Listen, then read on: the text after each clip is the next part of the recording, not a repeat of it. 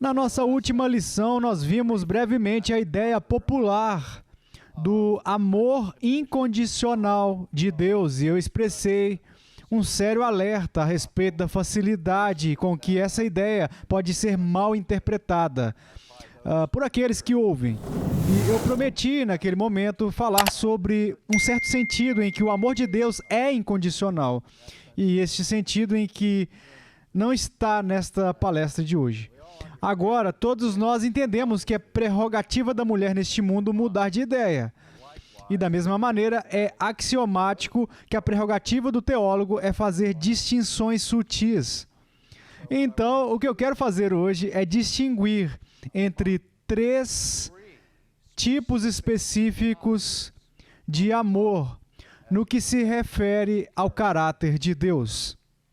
E esses 3 tipos de amor que distinguimos podem ser definidos como, antes de mais nada, o amor da benevolência. Em segundo lugar, o amor pela beneficência. E em terceiro lugar, o amor pela complacência. E agora eu descobri, enquanto eu saía de casa, que muitos poucos cristãos estão cientes desta distinção histórica, desses 3 tipos ou categorias de amor. Então eu quero tirar algum tempo hoje para defini-los e para ver se podemos encontrar alguns exemplos de cada um deles. Mas vamos começar primeiro com o amor de Deus pela benevolência. E, bem, antes de mais nada eu tenho que colocar no quadro. E nós ouvimos essa palavra, certamente, de vez em quando, e nós podemos separar ela em termos das suas raízes linguísticas. Nós temos um prefixo e uma raiz. O prefixo bene significa bom ou bem. Nós pensamos na bênção no final do culto, que realmente é um bom ditado, onde nós estamos pedindo que Deus trate bem as pessoas nesse pronunciamento final. E a palavra volência vem do latim volens, que significa vontade ou desejo. E então, literalmente, o que nós temos quando falamos sobre benevolência é algum tipo de boa vontade. E o seu antônimo, ou o seu oposto direto, seria malevolência, que é uma vontade má, ou uma disposição para o mal, que é claro que nós nunca atribuímos a Deus. Então, a benevolência de Deus tem a ver com a sua boa vontade para com as pessoas.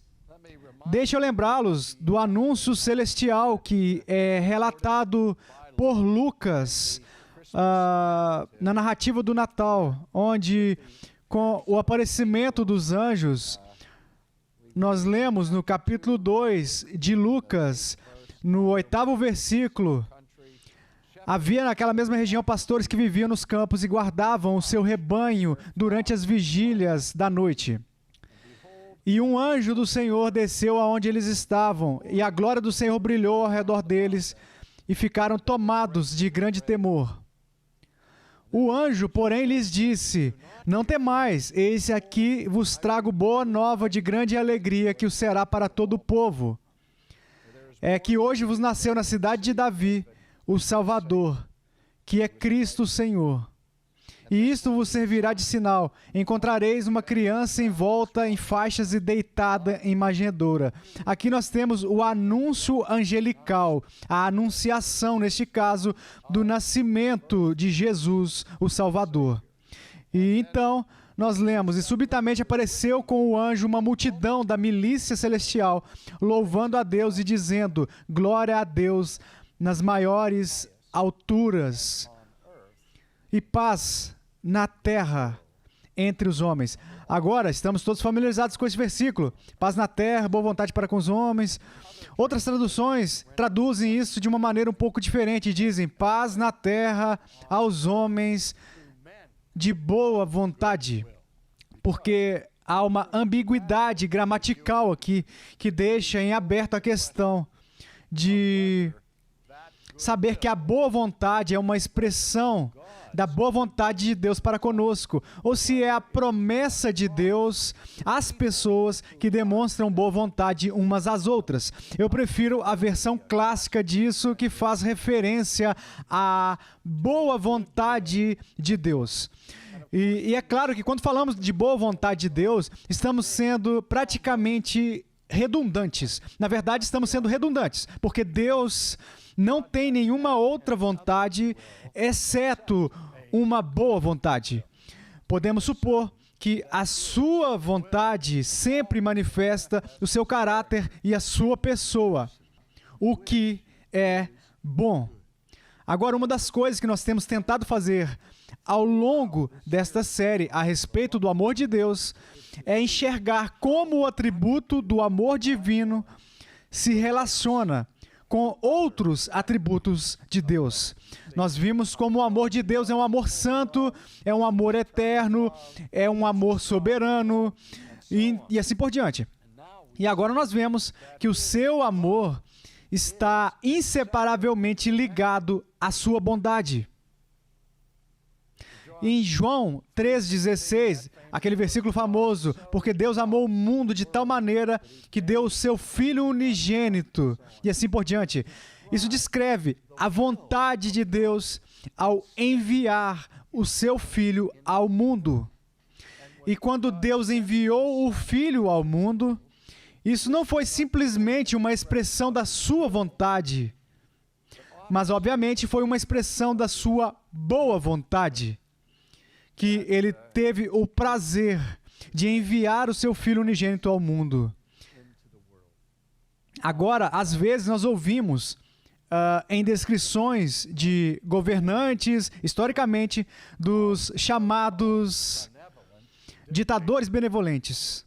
Algumas pessoas acham que um ditador benevolente é um oxímoro, porque a ideia de um ditador, que geralmente nós associamos não com benevolência, mas com malevolência, com alguém que é mau, ou opressor e tirânico e assim por diante.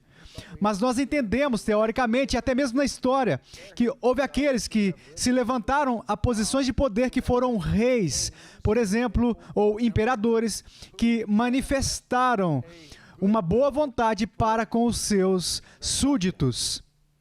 E descobrimos que, em última análise, Deus, que é o governador supremo do céu e da terra, é um que tem autoridade ainda maior do que qualquer ditador terreno. No entanto, ele governa e reina por benevolência, por boa vontade.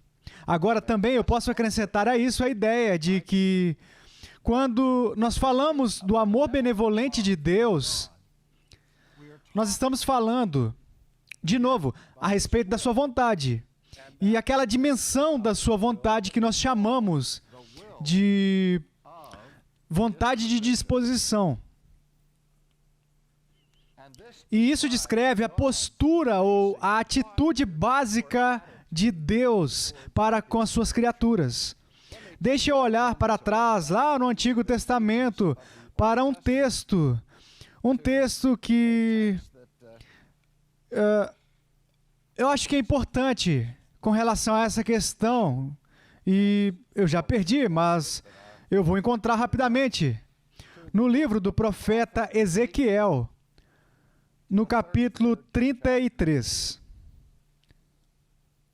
E Ezequiel 33, começando no versículo 10, nós lemos estas palavras: Tu, pois, filho do homem, dize à casa de Israel: Assim falais vós, visto que as nossas prevaricações e os nossos pecados estão sobre nós, e nós desfalecemos neles, como, pois, viveremos?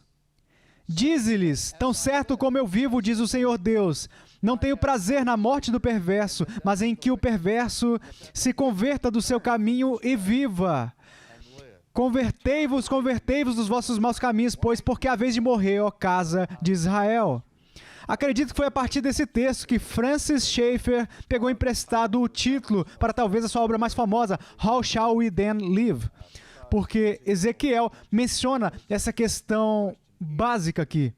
Mas observe que neste versículo em particular, ele diz que Deus não tem prazer na morte do perverso, porque a sua atitude básica, mesmo para a humanidade caída, mesmo aqueles que são expostos à sua ira, é uma disposição de bondade, de bem-estar.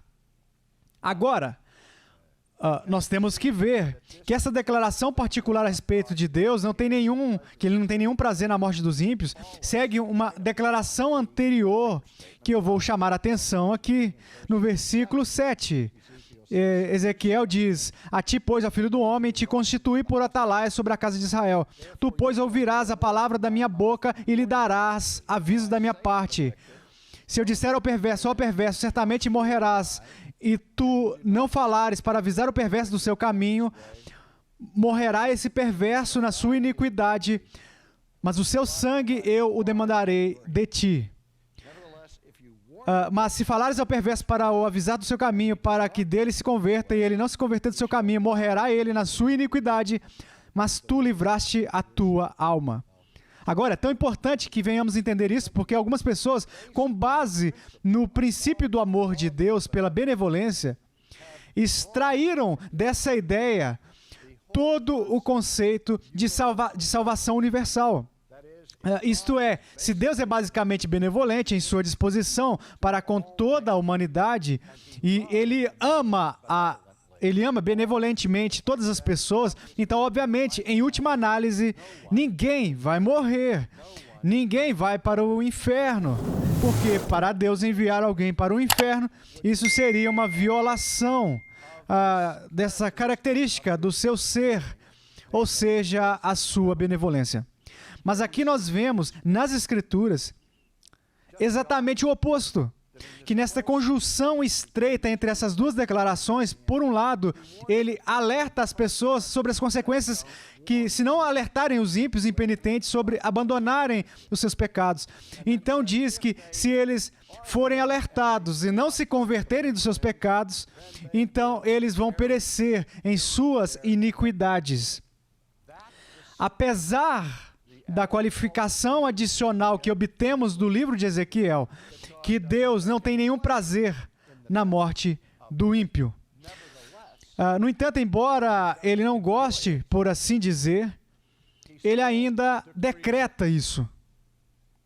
E esse é o ponto que nós devemos lembrar, que mesmo em sua benevolência, Deus nunca irá negociar a sua justiça ou a sua própria santidade. Ele ainda vai punir os ímpios, apesar da sua disposição de boa vontade para com eles.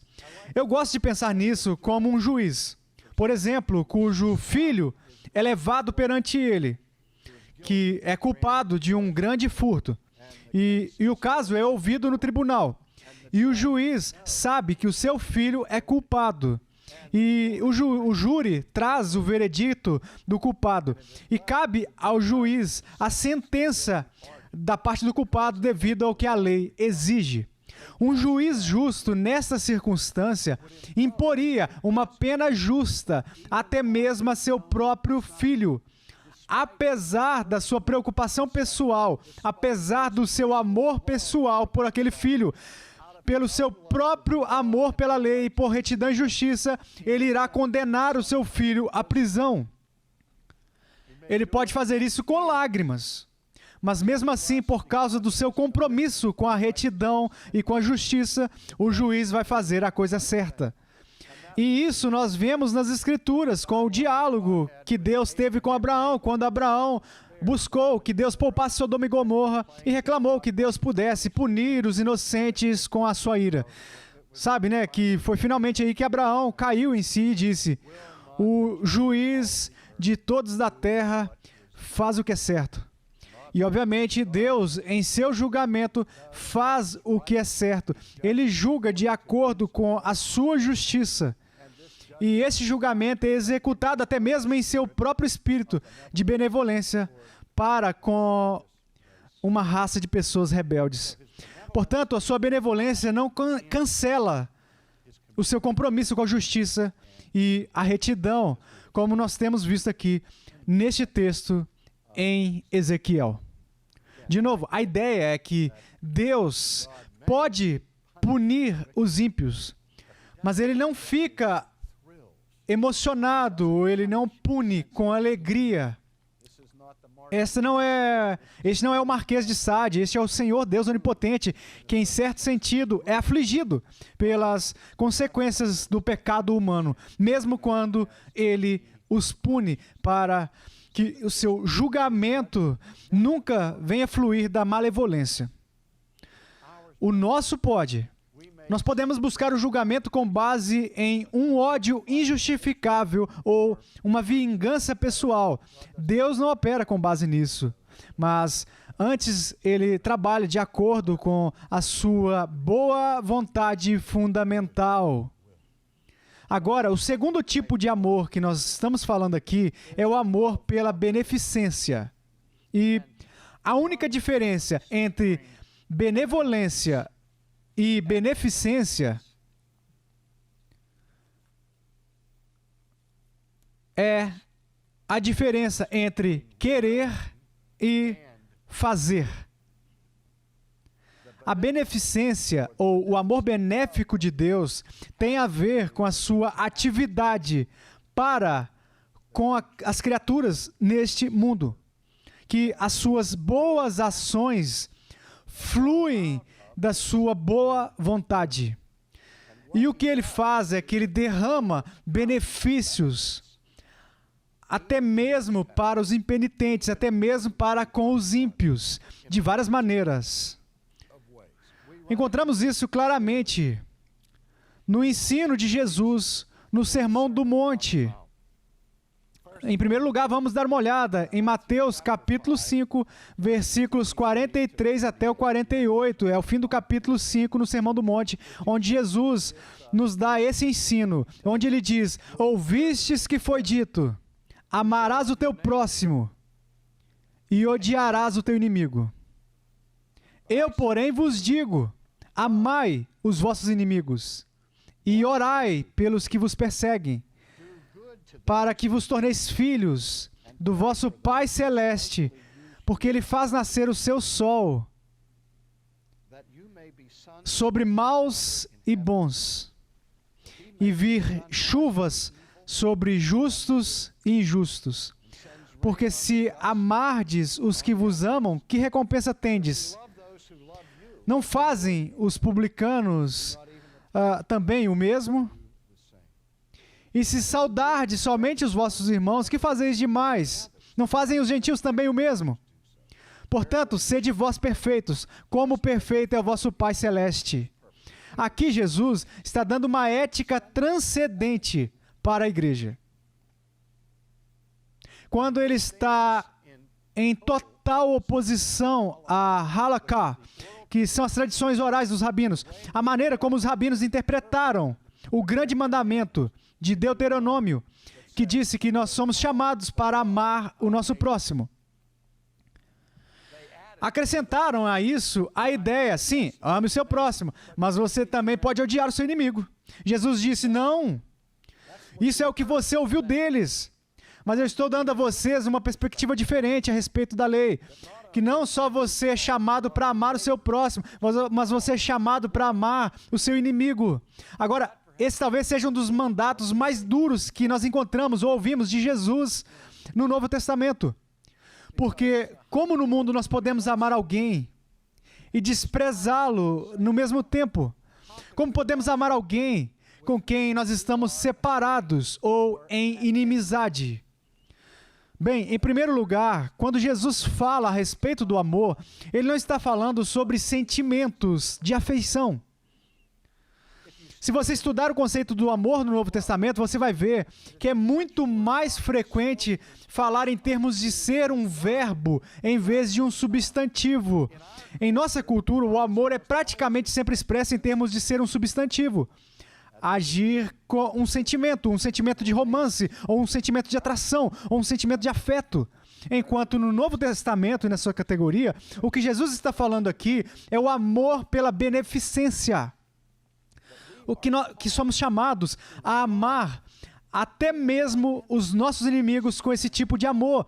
E isso tem a ver com ações, tem a ver com o que nós fazemos. Agora ouça o que ele diz. Ame o seu inimigo e orai pelos que vos perseguem. Faça o bem para aqueles que te odeiam. Ore por aqueles que vos perseguem. Por quê? Para que vos torneis filhos do vosso Pai Celeste. Jesus está nos chamando para imitar o amor de Deus. Porque é isso que Deus faz. Ele tem um mundo inteiro que se levanta em ódio contra ele. Um mundo que o amaldiçoa. E enquanto o mundo amaldiçoa a Deus, Deus os abençoa. Enquanto ele está sendo tratado com rancor, Deus está derramando os seus benefícios e a sua bondade para os maus. Enquanto eles estão fazendo mal uns aos outros e a Deus, Deus está fazendo o bem a eles. E assim nós somos informados por Jesus que nós devemos nos comportar da mesma maneira. Por quê? Para que vos torneis filhos do vosso Pai Celeste. Porque é assim que Deus se comporta. E ele ilustra isso ainda mais por uma alusão à providência de Deus. Porque ele faz nascer o seu sol sobre maus e bons, e vir chuvas sobre justos e injustos. E as colheitas do homem injusto são regadas pela chuva, assim como as colheitas do homem justo são regadas pela mesma chuva. E é isso nós chamamos na teologia de graça comum de Deus. Como distinta de sua graça salvadora, que nós chamamos da sua graça especial, que é incomum. Mas a graça comum é aquela misericórdia que Deus concede a todos, indiscriminadamente, a chuva, o ar, a comida, o abrigo e todas as coisas que manifestam sua beneficência. Agora, eu preciso dizer uma coisa para qualificar isso. Que na análise final, toda a beneficência de Deus, em última análise, resulta em maior julgamento para os ímpios. Porque uma das expressões da nossa pecaminosidade é a recusa de sermos gratos. E toda vez que Deus concede a um ser humano um benefício da sua misericórdia e da sua graça, e que essa pessoa não responde com gratidão, essa pessoa agora adiciona a sua culpa e pecaminosidade em direção a Deus. Quanto mais bênçãos recebermos de suas mãos, pelas quais somos ingratos, mais estamos fazendo o que o apóstolo Paulo nos adverte a respeito, acumulando ou reunindo ira contra nós no dia da ira, para que os próprios benefícios e bênçãos que Deus concede ao impenitente, em última análise, torne sobre o impenitente tragédias por causa da resposta humana às boas ações e o amor de Deus.